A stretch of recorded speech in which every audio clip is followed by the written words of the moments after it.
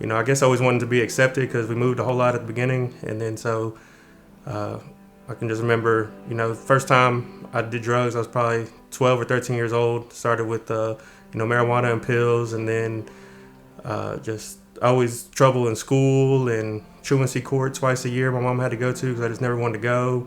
And then ended up dropping out and getting my own apartment, and that just led to a life of crime and drug dealing and drug using. And all I did was sell drugs and steal, and in and out of jail. I got like 15 misdemeanors and 5 felonies right now. The people you looked up to was the criminals.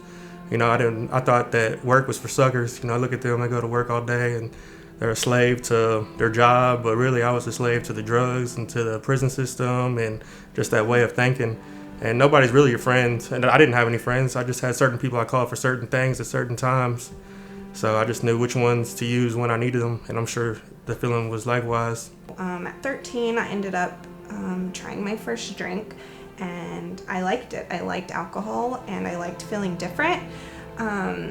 That progressively got worse as I went into middle school and high school, and by the time I got to Teen Challenge, I was a full-blown meth addict and alcoholic.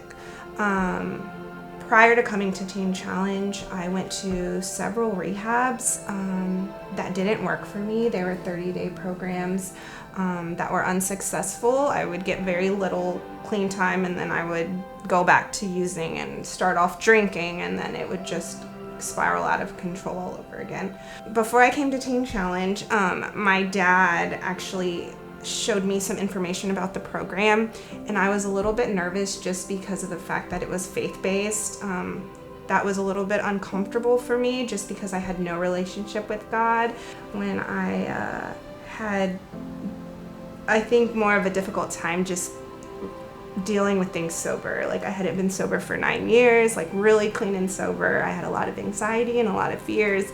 The difference between Teen Challenge and the other rehabs that I tried was that God was like part of it. And I think that was huge for me, was that I had no relationship with Christ. I relied on myself for things that weren't gonna sustain me, whether it was men or drugs or even family to make me happy. And so when I came to Teen Challenge, the difference was that they introduced me to Christ. They shared about him, and then I had my own experience at a retreat where I truly felt the presence of God, and I knew that he was real and that he forgave me for everything that I did. And that to me was life-changing.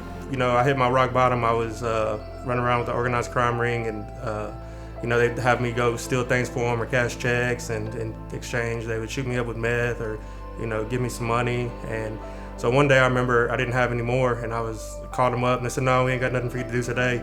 And then I called my mom, and I was just broken, called her crying, and she said she heard in my voice that something was different this time, and she actually came and picked me up because they had been done with me already. It probably took me about 6 months to really just get into the swing of things and to get it down. By the time I left, I was 3 days short of 2 years.